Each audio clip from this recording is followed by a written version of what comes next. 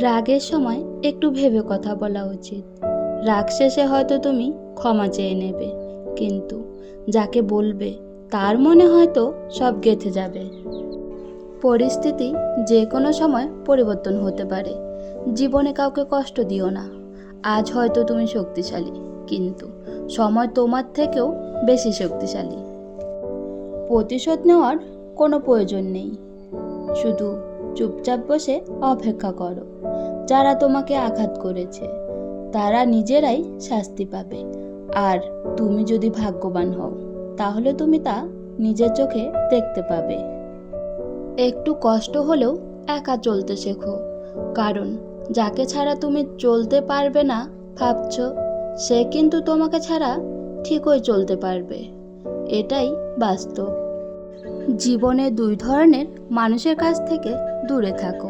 এক ব্যস্ত মানুষ, দুই স্বার্থপর মানুষ। কারণ ব্যস্ত মানুষগুলো তার ইচ্ছে মতো তোমার সাথে কথা বলবে, আর স্বার্থপর মানুষগুলো তার দরকারে তোমার সাথে কথা বলবে।